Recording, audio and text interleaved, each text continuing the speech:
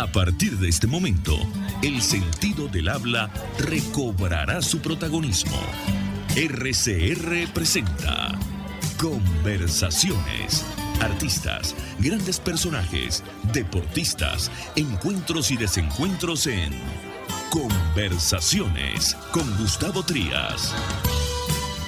Bueno, amigos de Conversaciones, ¿qué tal? ¿Cómo están todos ustedes? Les recuerdo que este programa está asociado en una junta de programas que se han reunido y que se llama Asociación Latinoamericana de Programas Histórico-Educativos y de Entretenimiento, que es una asociación en formación y que va a tener su sede en la ciudad de Montevideo, en Uruguay. Hoy vamos a tener temas variados. Hay mucho de qué hablar en el país, mucho de qué conversar, mucho de qué orientar, o por lo menos dar nuestra opinión, que siempre es sobre la paz, sobre el desarrollo, sobre la educación y el respeto al derecho ajeno en general. Aquello que siempre decimos, el respeto al derecho ajeno es la paz. Por cierto que sobre este tema tenemos aquí una especie de decálogo de Mahatma Gandhi. Mahatma decía, entre otras muchas cosas, y además no solamente lo decía, sino que lo practicaba: ayúdame a decir la verdad delante de los fuertes y a no decir mentiras para ganarme el aplauso de los débiles. Esto encierra una gran verdad, una gran filosofía. Escúchenlo otra vez. Ayúdame a decir la verdad delante de los fuertes y a no decir mentiras para ganarme el aplauso de los débiles. Eso pareciera que no pierde vigencia. Si me das fortuna, no me quites la razón. Si me das éxito, no me quites la humildad. Si me das humildad, no me quites la dignidad. Qué importante es esto, la dignidad. Ayúdame siempre a ver la otra cara de la medalla. No me dejes inculpar a los demás de traición por no pensar igual que yo. Enséñame a querer a la gente como a mí mismo y a no juzgarme como a los demás. No me dejes caer en el orgullo si triunfo, ni en la desesperación si fracaso. Más bien recuérdame que el fracaso es la experiencia que precede el triunfo. Enséñame que perdonar es un signo de nobleza y la venganza una señal de bajeza.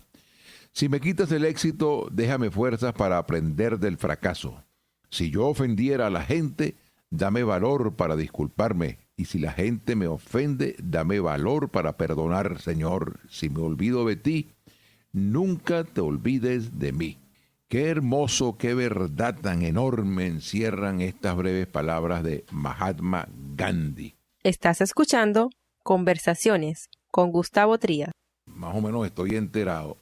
Todos los peloteros de Grandes Ligas vistieron el uniforme número 42. Y ustedes se preguntarán, bueno, ¿y por qué ese día todos los peloteros se ponen el número 42? Bueno, porque ese fue el número que llevó en sus espaldas Jackie Robinson. ¿Y quién era Jackie Robinson? El primer jugador negro en un deporte que vuelve a preocuparse, dice esta información, por la falta de jugadores y pitchers afroamericanos. Bueno, Jackie Robinson, el primer pelotero negro que jugó al béisbol de Grandes Ligas. Y eso se dice fácil, pero eso encierra una serie de verdades, de retos que tuvo que afrontar Jackie Robinson, que en verdad es un ídolo en los Estados Unidos. Por eso, al día como el 15 de abril, todos los peloteros de Grandes Ligas, imagínense ustedes qué homenaje, todos los peloteros de todos los equipos utilizaron el número 42. Decía o sigue diciendo este informe que pocos de esos jugadores que llevaron el 42 en la espalda son negros. Según los datos de la Major League Baseball, apenas el 8.5 de los peloteros que comenzaron la temporada este 1 de abril eran afroamericanos.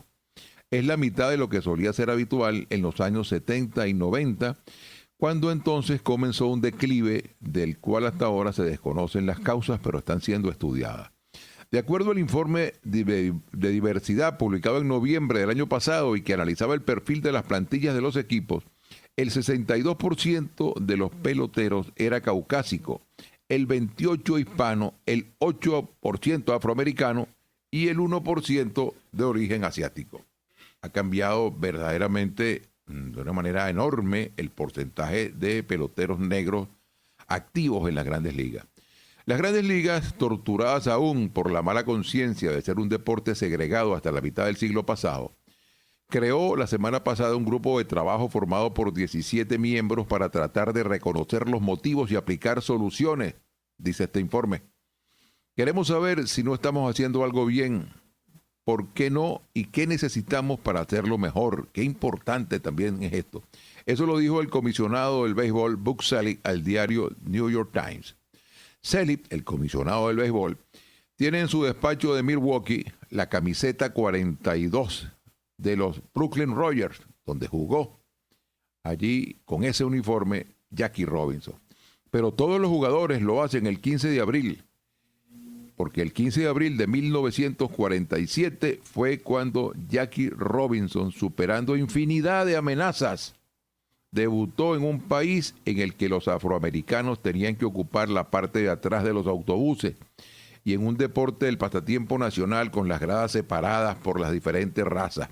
Sepan ahora los que están escuchando esto, que iban al béisbol los negros y no se podían sentar con los blancos. Los negros no utilizaban el autobús sino en la parte de atrás. Y los asientos que les correspondían a ellos eran de mala calidad, muy malos. Simplemente un asiento y un espaldar. Cuando iban a tomar agua en un parque, había uno para blancos con agua fría, bonito, bronceado. El de los negros era como para los animales. Los negros tuvieron que luchar a brazo partido por obtener ese reconocimiento. Pero antes de seguir hablando de los negros americanos, a los cuales yo tengo una admiración profunda y cada día es mayor, debo decirle que ya que estamos hablando de los números, la primera vez que un equipo de Grandes Ligas usó números en la espalda fue el 26 de junio de 1916. Los números son importantísimos para los narradores, para los aficionados, porque ese número le permite saber cuando un pitcher está calentando en el bullpen, cuando hay un bateador emergente, porque usted ve el número, tiene allí, vamos a decir, lo que llamaban en la época mía los estudiantes su chuleta, y usted sabe que el número 37 pertenece a tal pelotero o a tal pitcher. Bueno, el 26 de junio de 1916, el equipo de los Indios de Cleveland jugaba con los Medias Blancas de Chicago y empezaron a utilizar los números.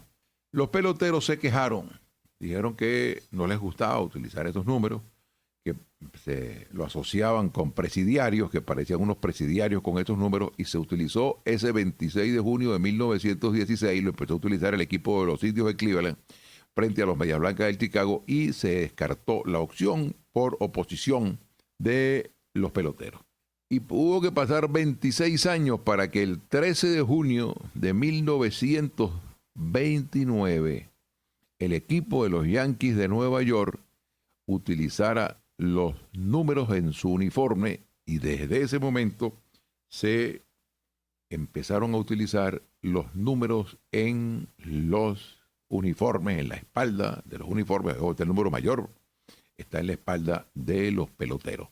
Desde el 13 de junio de 1929, 23 años después de cuando se intentó hacer en el 1916. Bueno, sigo conversándoles un poco sobre Jackie Robinson y vamos a hablar también sobre una serie de jugadores, no solamente de béisbol, de otros equipos, y ciudadanos que hicieron valer su condición de ciudadanos para pelear por sus derechos.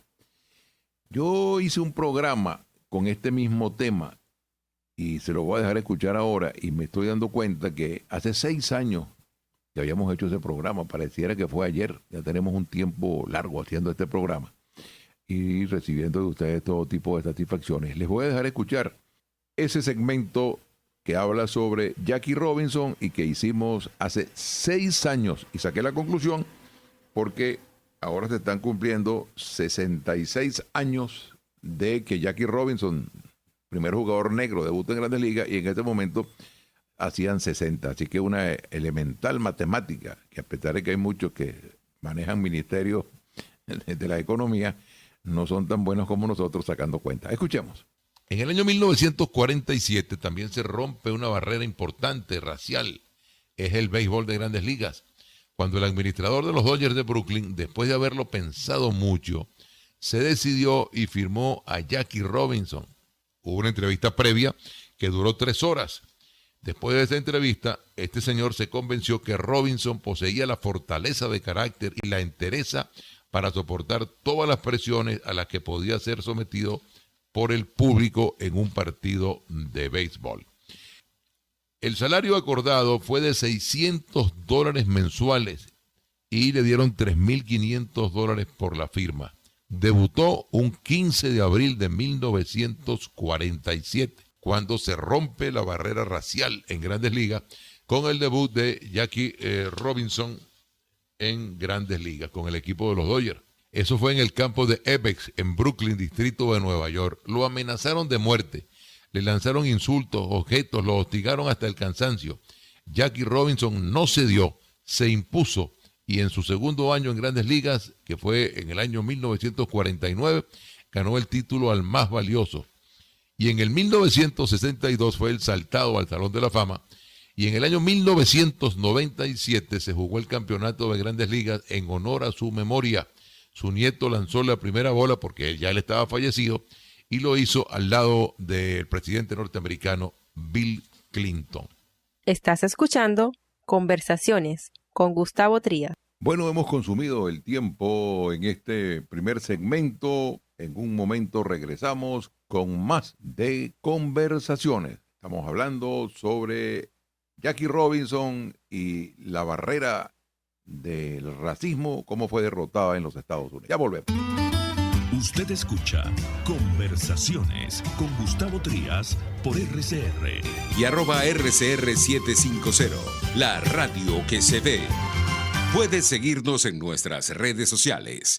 En Twitter, @RCR750, la radio que se ve. Una sola llamada desde cualquier parte de Venezuela y estás conectado con Jet Air Venezuela, 0212-720-3945 y todo un equipo amable, experimentado y profesional completamente a tu disposición. El repuesto que necesitas, ese producto que no localizas, Jet Air te lo trae a la puerta de tu casa. Lo que quieras, cuando quieras, como lo quieras. Jet Air Venezuela, 0212-720-3945 y síguenos en @Jet Air Venezuela. Más de 50 años marcando pautas en encomiendas. ¿Buscas cauchos para tu carro, camioneta, picote o camión? Acércate a la Cauchera Fran Luis, donde tienen el que buscas al mejor precio y con insuperables promociones. Cauchera Fran Luis al final de la Avenida Baral, pasando la estación de servicio, teléfono 0212-481-1752. Cauchera Fran Luis, tu mejor opción. Los temas de actualidad más relevantes son expuestos a la luz de La Linterna. Diego Bautista Urbaneja le invita a formar parte de este ameno espacio de charla y análisis con una buena taza de café y al son de buena música. La Linterna, de lunes a viernes, a partir de las 2 de la tarde, por RCR 750 AM. Polémicas, entretenidas, interesantes. Son las conversaciones con Gustavo Trías.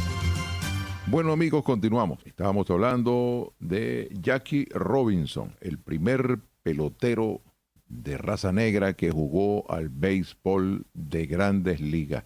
Les decía que eso sucedió un 15 de abril, por lo que ese desafío que tomó la sociedad americana, en este caso el manager y el director de la Liga de Béisbol, el comisionado en ese momento, de darle la oportunidad a Jackie Robinson para que fuera el primer jugador negro en aparecer en Grandes Ligas. El número 42 es el número que él llevaba en su espalda Y ese número es con el que jugaron todos los peloteros el día lunes 15 de abril y tienen años haciéndolo, no recuerdo ahora cuántos años, lo hacen en honor a la memoria de Jackie Robinson, que no solamente fue un destacadísimo pelotero, sino que tuvo la fortaleza mental y la decisión de jugar el béisbol de Grandes Ligas. Parece fácil, pero Jackie Robinson no llegaba al mismo hotel donde llegaban sus compañeros de equipo, llegaba a un hotel inferior.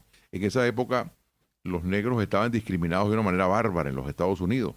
En los autobuses, la parte de atrás del autobús, que era infame, un asiento totalmente rudimentario, sin ningún tipo de acolchonamiento, era el que utilizaban los negros para trasladarse. Y también hubo un acto heroico. La señora Rosa Parker en el año de 1955 se sentó en un asiento, porque no solamente tenían que sentarse en la parte posterior del autobús, allá en unos bancos prácticamente, sino que si subía un blanco, tenían la obligación, así fuera una señora, una dama, una mujer, entrada en edad, de cederle el puesto al blanco que subiera después de ella para que se sentara. Rosa Parker desafió esto en el año de 1955 y tomó asiento en los puestos de los blancos. Eso trajo como consecuencia que hubo una protesta y la llevaron detenida. Y Rosa Parker estuvo detenida por un tiempo. Eso fue en el año 1955. Ella tenía 42 años, era afroamericana y había nacido en Alabama, hija de un carpintero y una maestra de escuela y de profesión costurera. Pero además era secretaria y ayudante de la Asociación Nacional para el Avance del Pueblo de Color. Aquellos negros de esos años sufrían esa humillación, sobre todo en el sur, de no poder compartir en lugares públicos con los blancos. Y en muchos baños decían letreros solo para blancos o directamente negros no. Bueno, esas leyes venían desde cuando la esclavitud. Rosa Parker hizo cambiar esto cuando el 1 de diciembre de 1955 montó un autobús público al volver a su casa y estaban señalizados con una línea donde se sentaban los blancos y donde se sentaban los negros. Ella se sentó en los asientos del medio que podían usar los negros sin ningún blanco lo requería. Cuando el autobús se llenó, el conductor le ordenó junto a otros 3 negros que cedieran sus puestos a un joven blanco que acababa de subir. Este ni siquiera había pedido el asiento, dijo después la señora Parker en una entrevista a la BBC. Los otros se levantaron, pero ella de una manera estoica permaneció inmóvil. El autobusero trató de disuadirla, que debía ceder su asiento, que es lo que marcaba la ley. Voy a hacer que te arresten, le dijo el conductor. Puede hacerlo, respondió ella. Cuando la policía le preguntó que por qué no se levantaba, contestó con otra pregunta. ¿Por qué todos ustedes están empujándonos por todos lados? Bueno, de esa manera, esa resistencia de Rosa Parker hizo que entrara entonces también en acción el gran defensor de los derechos de los negros en los Estados Unidos, Martin Luther King, y agarró esta prueba de valentía de Rosa Parker como una bandera. Posteriormente, yo estuve en Estados Unidos en el año 2010, si mal no recuerdo, y monté en un autobús, cosa que acostumbro. A mí me encanta montarme en un autobús. Y entonces vi unos letreros donde estaban llamando a la conmemoración de los 100 años del nacimiento de Rosa Parker. Incluso me pareció una maravilla de que los negros que ahora están en los Estados Unidos y disfrutan de esos derechos, como los blancos, sepan quién se sacrificó por ellos, cómo hicieron para llegar a tener ese estatus de ciudadano. Entre ellos, la señora Rosa Parker. El presidente Obama dijo en una oportunidad: yo estoy aquí en la presidencia gracias a Rosa Parker. Eso fue cuando el presidente develó la estatua de la afroamericana que en el año 1955 se negó a ocupar el asiento del autobús que le correspondía por ser negra y reclamó igualdad de derechos. Bueno, el presidente Obama dijo: yo estoy aquí por ella. Ha señalado Barack Obama tras descubrir en el Capitolio la estatua de Rosa Parker, la mujer que en el 55, como ya decíamos, se negó a ocupar el asiento de los negros y se sentó en un asiento que le correspondía a los blancos. Este gesto convirtió a la señora Rosa Parker, que murió en el año 2005 con 92 años de edad, entonces develaron esa estatua. El presidente elogió el coraje de Parker y su dedicación a la lucha por la igualdad de los derechos en los Estados Unidos. Hemos hecho bien al colocar esta estatua aquí. No podemos honrar mejor su memoria que situándola junto a quienes han forjado la historia de este país, señaló Obama. La estatua de activista es la primera escultura de cuerpo completo de una afroamericana que entra a formar parte de la colección de estatuas del Capitolio. También hay un busto de la abolicionista Sojourner Truth en el centro de visitantes. Bueno, la actitud de Rosa Parker en ese momento le costó cárcel y una multa de $14 y el puesto de trabajo a ella y a su marido. Su arresto provocó un boicot en el Servicio Nacional de Autobuses, mejor dicho, en el Servicio del Estado de Autobuses, que estaba liberado en ese momento por un reverendo negro desconocido llamado Martin Luther King, quien siempre aseguró que el gesto de Parker fue clave en el estallido de la lucha por los derechos civiles. Bueno, vamos a decirles ahora un poco quién fue este señor llamado Martin Luther King. Pero antes vamos a identificar. Y yo les quiero contar esta anécdota. Yo tenía esta identificación grabada, ¿no? Decía, ¿de qué conversas, Gustavo Trías? Déjeme dejárselas escuchar. Pero posteriormente, un amigo que tiene algo y mucho que ver con radio durante toda su vida, me dijo, Gustavo, yo creo que lo más indicado es que tú cambies eso, porque si el programa se llama Conversaciones y es que te pregunten qué estás hablando, me suena mejor que diga de qué estás conversando. Lo hicimos de esa manera y ahora les dejo escuchar uno y otro y después le doy el nombre de quien fue el que me dio ese dato. Gustavo Trías, ¿de qué estás hablando? El señor Addison Lara, uno de las estrellas del control de sonidos y la musicalización de Radio Capital, fue quien me sugirió que hiciéramos este último que escuchamos. ¿De qué conversas, Gustavo Trías? Bueno, y seguimos hablando de negros meritorios. Ahora voy a hablarles de otro pelotero de Grandes Ligas que fue el primer negro en jugar en la Liga Americana y se llamó Larry Doby. Él nació en el año 23 en Carolina del Sur y murió el 18 de junio del año 2003. Era bateador de la mano izquierda y lanzaba lo derecho. Fue el primer jugador afroamericano en la Liga Americana. Era jardinero central de una gran energía y un gran choque de la bola. Y un miembro de los ganadores del banderín de los Indios de Cleveland en el año 1948 y en el 54. Que también estuvo en la Liga Nacional durante 4 temporadas y fue un gran pelotero. Ese número, el 14, fue retirado por los Indios de Cleveland, que era el número que él utilizaba. Fue sacado de circulación por el equipo de los Indios de Cleveland. Y dijo Bob Feller, el gran pitcher, dijo de él, fue un gran estadounidense, sirvió al país en la Segunda Guerra Mundial y fue un gran jugador. Era algo así como Buzz Aldrin, el segundo hombre que llegó a la luna, porque fue el segundo jugador afroamericano en las Grandes Ligas. Eso lo dijo Bob Feller de Larry Doby, para que estemos bien informados. El primero fue Jackie Robinson y el primero en la Liga Americana fue Larry Doby.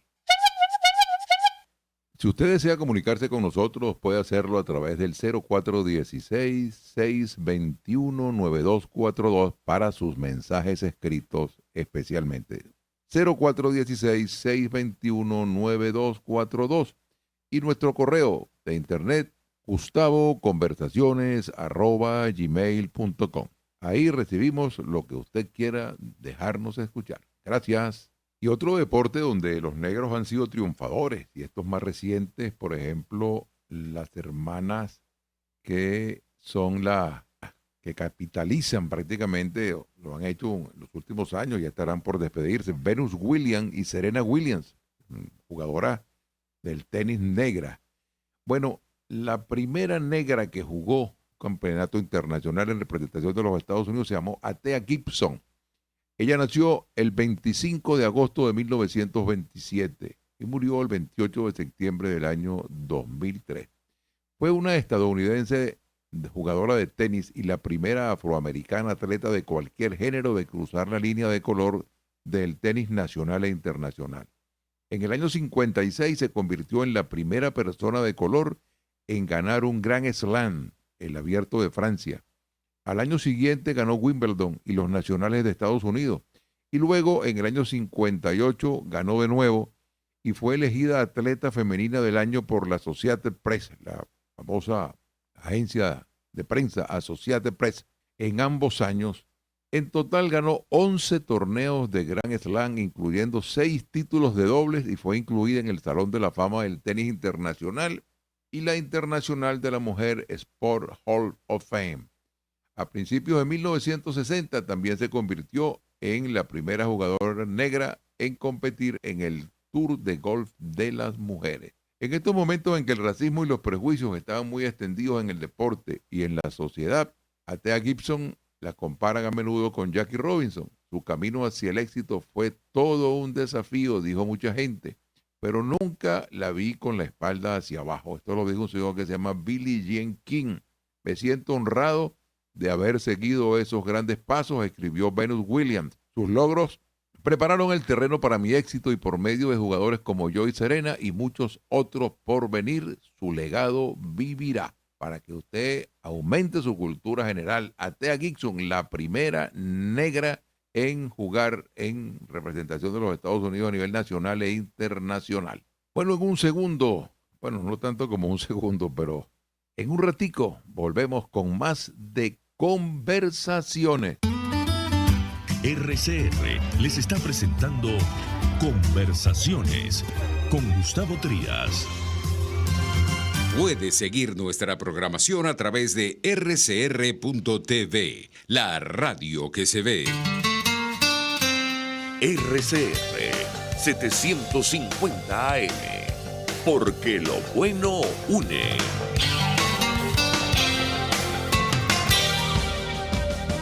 Mingo, ¿y qué te dijo tu vecina hoy? ¿Cómo se dice buenos días en coreano, Mingo? Se dice Sunanchin. Sunanchin, repite conmigo, Sunanchin. ¿Qué tal? ¿Y en ruso? ¿Quieres saber cómo se dice en ruso buenas tardes, camarada?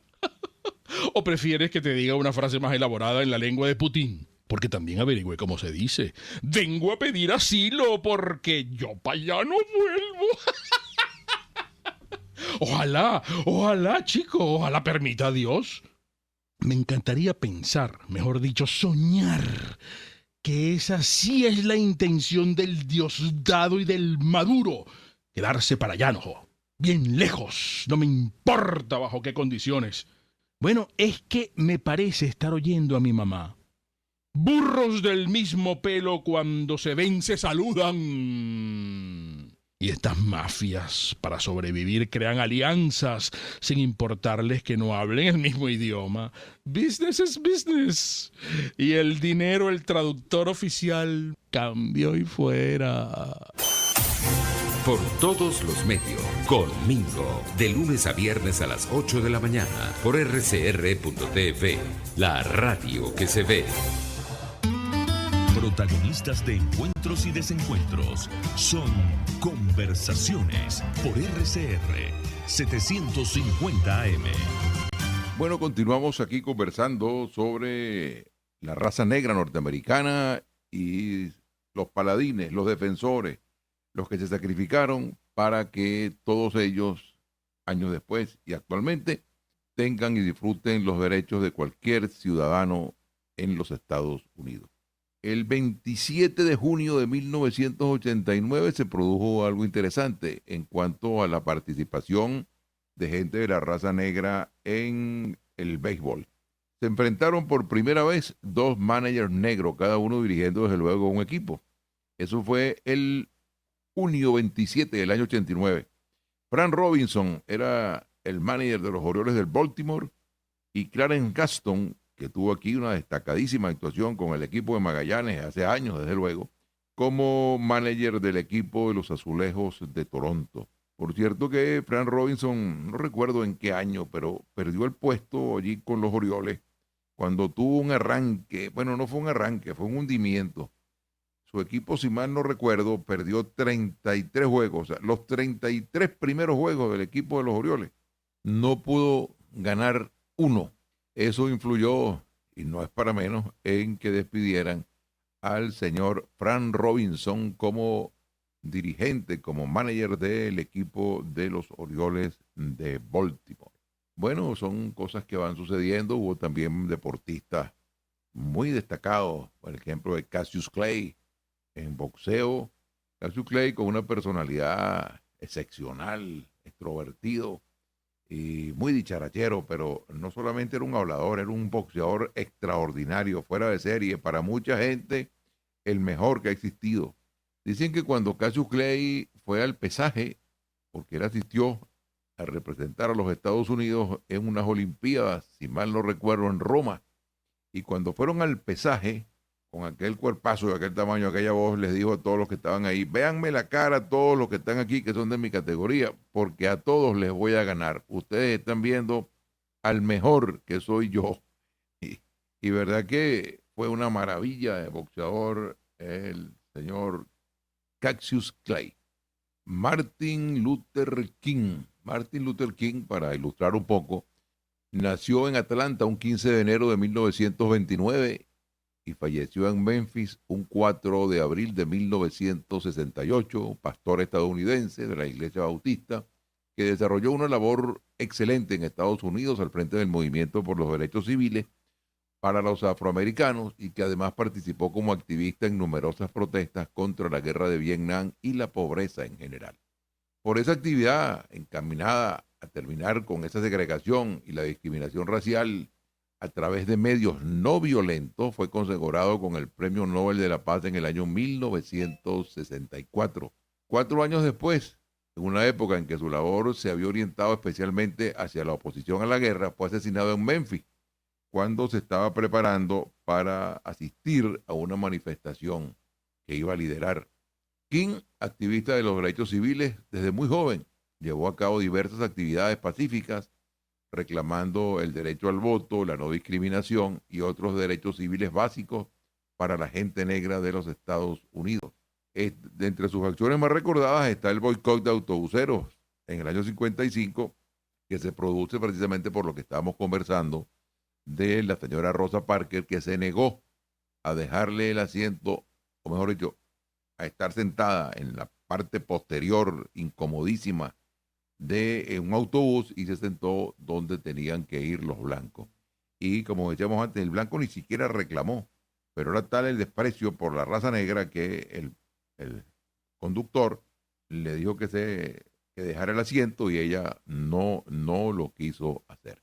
Por eso es que King es recordado como uno de los mayores líderes y héroes de la historia de los Estados Unidos y en la moderna historia de la no violencia.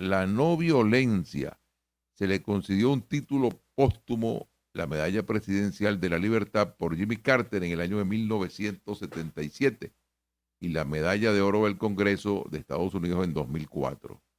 Desde el año de 1986 se celebra el Día de Martin Luther King y es un día festivo en los Estados Unidos.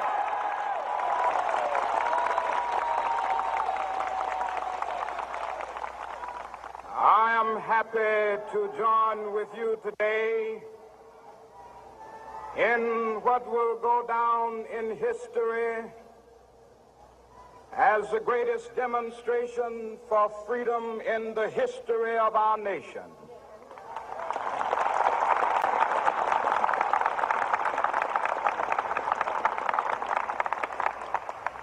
Five score years ago, a great American in whose symbolic shadow we stand today signed the Emancipation Proclamation. Yo tengo un sueño es el nombre del popular discurso más famoso de Martin Luther King cuando habló poderosa y elocuentemente de su deseo de un futuro en el cual la gente de tez negra y blanca pudiera coexistir armoniosamente con los blancos y como iguales. Ese discurso fue pronunciado el 28 de agosto de 1963 desde las escalinatas del Monumento a Lincoln durante la marcha en Washington por el trabajo y la libertad.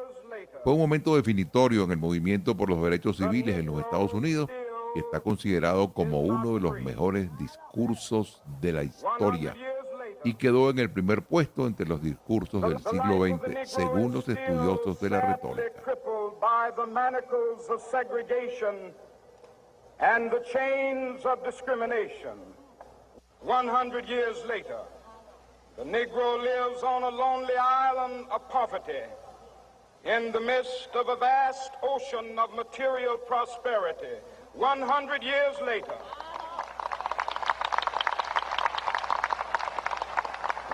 the Negro is still languished in the corners of American society and finds himself in exile in his own land.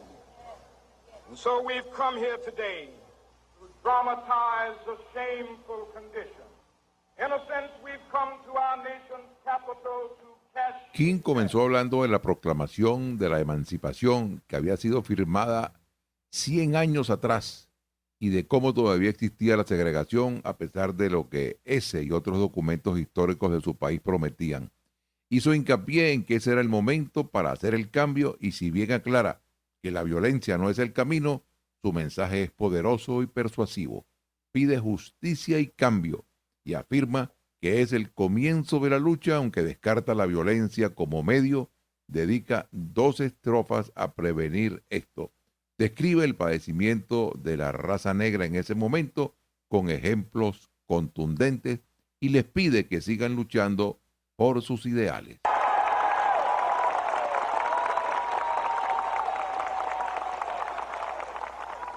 I am happy to join with you today in what will go down in history as the greatest demonstration for freedom in the history of our nation.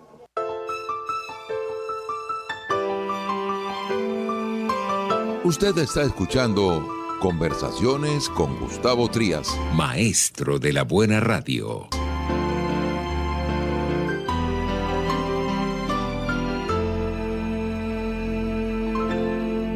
Bueno, y cuando estamos viendo esta personalidad magnífica, este talento increíble que tuvo Martin Luther King para defender los derechos de los negros en los Estados Unidos, y también creo que nos va a dar un tiempo para conversar sobre Nelson Mandela, negro también víctima del apartheid en su país, en el África, y llegaron al gobierno sin ninguna sed de venganza, sin ninguna tropelía, y vemos entonces cómo esos países se fueron superando, mientras que nosotros, al parecer, vamos acercándonos a esa barbarie.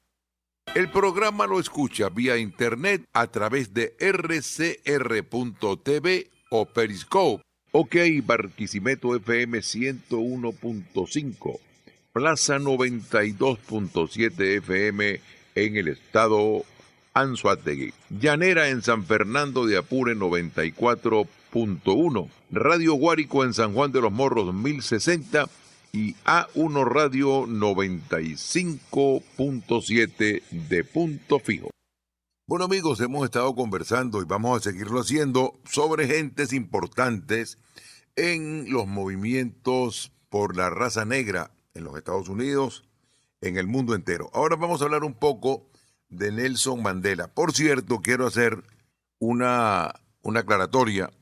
Por un error de tipeo, hablábamos de Rosa Parks, y Rosa Parks es el nombre de la señora que negó el asiento, se rebeló contra esa injusta ley que obligaba a los negros a darle el asiento a los blancos a pesar de ser gente mayor o de ser damas.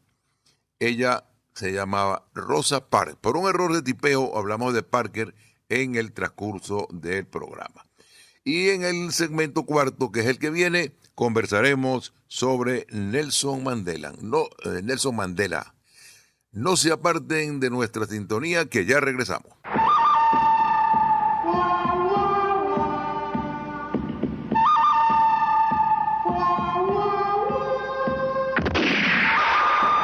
Usted está escuchando Conversaciones con Gustavo Trías. Bueno, en un segundo, bueno, no tanto como un segundo, pero en un ratico volvemos con más de Conversaciones. Usted escucha Conversaciones, cuando la voz es la protagonista de los hechos más impactantes de la historia, con Gustavo Trías. Sintonícenos a través de Periscope, @RCR750, la radio que se ve. Una sola llamada desde cualquier parte de Venezuela y estás conectado con Jet Air Venezuela, 0212-720-3945 y todo un equipo amable, experimentado y profesional completamente a tu disposición. El repuesto que necesitas, ese producto que no localizas, Jet Air te lo trae a la puerta de tu casa. Lo que quieras, cuando quieras, como lo quieras. Jet Air Venezuela, 0212-720-3945 y síguenos en @Jet Air Venezuela. Más de 50 años marcando pautas en encomiendas. Para calmar el dolor y corregir una lesión musculoesquelética como esguinces, fracturas, luxaciones, lesiones nerviosas y artrosis, consúltate con la doctora Suecia Luna. Llama y pide tu cita al 0424-142-6444. Su consultorio se encuentra en la avenida Francisco de Miranda, frente a los Cortijos de Lourdes, edificio Sandra, Mezanina, oficina 1. Recuerda, tu salud primero, pero con una profesional de primera. Este programa fue una presentación de Jet Air Venezuela. Más de 50 años marcando pautas en encomiendas. Cómo prevenir enfermedades, cómo actuar en casos de emergencias médicas, cómo mantener una buena calidad de vida. Todas estas interrogantes tienen su respuesta en RCR Salud. Todos los domingos con el Dr. José Eduardo Troconis.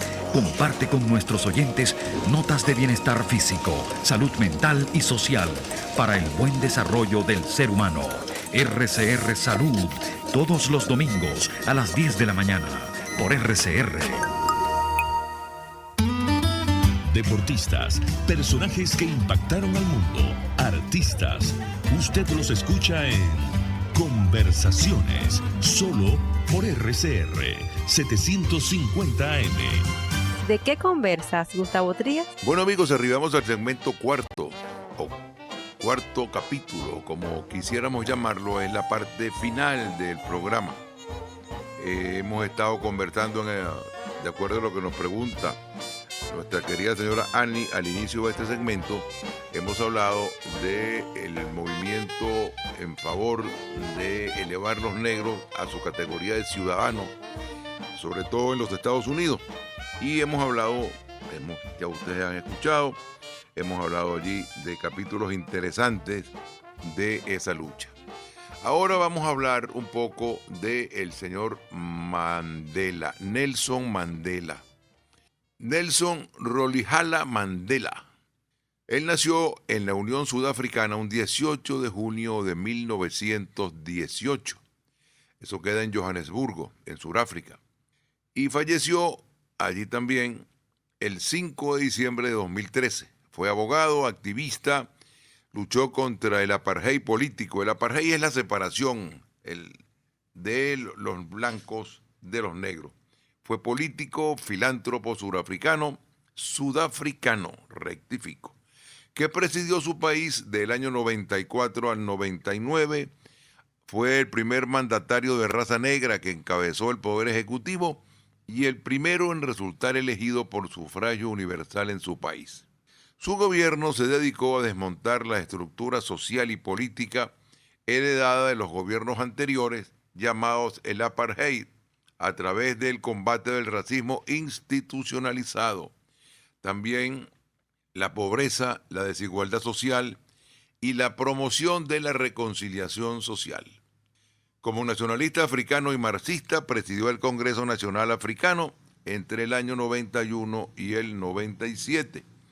A nivel internacional fue secretario general del Movimiento de Países No Alineados entre el año 98 y el 2002. Él nació, como hablábamos al principio, en un pueblo llamado Hoxa y parte de la Casa Real Tembú. Mandela estudió Derecho en la Universidad de Fort Hare y la Universidad de Witwatersrand. Cuando residía en Johannesburgo, se involucró en la política anticolonialista, con lo que se unió a las filas del Congreso Nacional Africano y luego fundó su Liga Juvenil.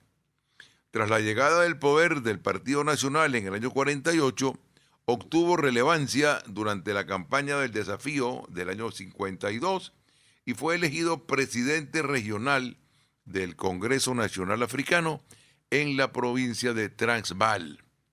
Presidió el Congreso Popular de 1955. Ejerció como abogado y varias veces fue arrestado por actividades sediciosas y como parte de la directiva del CNA.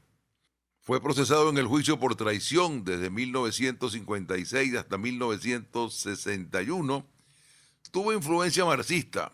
Entró en secreto al Partido Comunista Surafricano y fue parte de su comité central, pese a que estaba a favor de las protestas no violentas.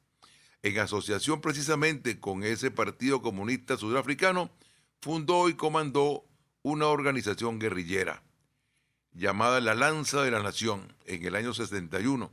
En el 62 fue arrestado y acusado de conspiración para derrocar al gobierno, por lo que fue sentenciado a prisión perpetua durante el proceso de Rivonia. Estuvo encarcelado durante 27 años. Es admirable, una de las cosas que a mí más me llama la atención, hemos visto la película de Mandela, es que hay que ver lo que es estar encarcelado durante 27 años. Primero en una isla llamada Robben y después en las prisiones de Portsmouth, y se abogó por su liberación de manera internacional. Recordamos también que estuvo preso durante 15 años en Venezuela Alberto Rabel padre. 15 años estuvo preso, desde muy jovencito estuvo preso también Alberto Rabel, quien fue un gran defensor de las libertades aquí en Venezuela, y lo asociamos por esa gran cantidad de años y que salieron de la cárcel sin deseos de venganza, sin deseos de convertir a los otros en lo que ellos habían sido, o sea, en víctimas.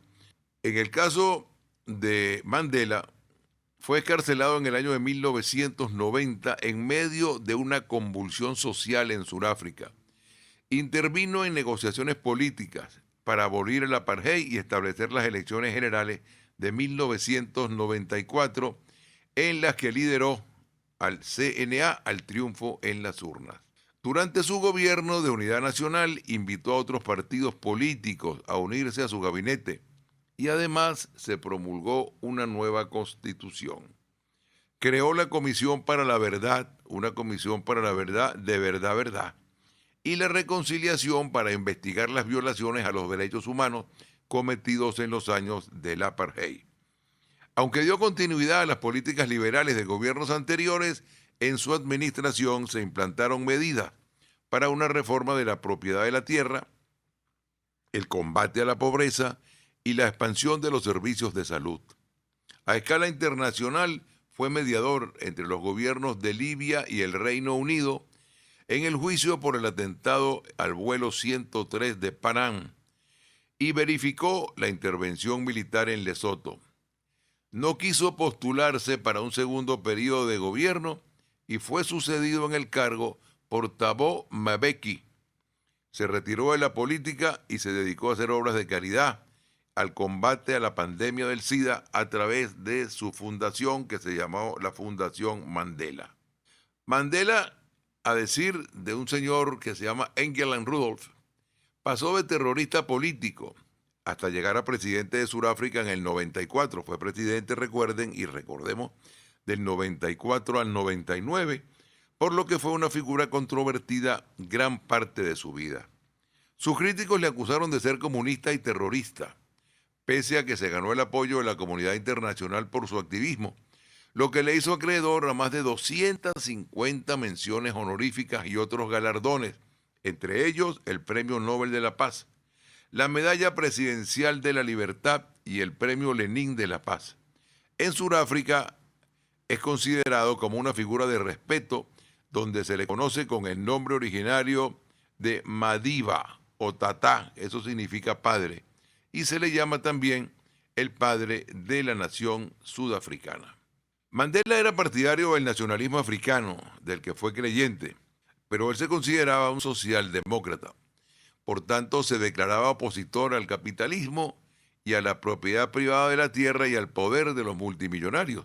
Fue influenciado desde luego por el marxismo y era defensor del socialismo científico. Durante el juicio por traición negó ser comunista, aunque años después los historiadores y biógrafos aseveraron que había sido mentira. De hecho, el biógrafo David Jones afirmó que Mandela era partidario del comunismo y de los comunistas. A finales de la década de los años 1950 y a principios de los 60, mientras otros historiadores, un señor inglés que se llama Stephen Ellis, encontró evidencia de que había sido miembro del Partido Comunista. Esto fue confirmado después de su muerte, de acuerdo con las inscripciones de este partido. No había sido solamente miembro del partido, sino que había sido parte de su comité central cuando fue arrestado en 1962, pese a que se negó por cuestiones políticas.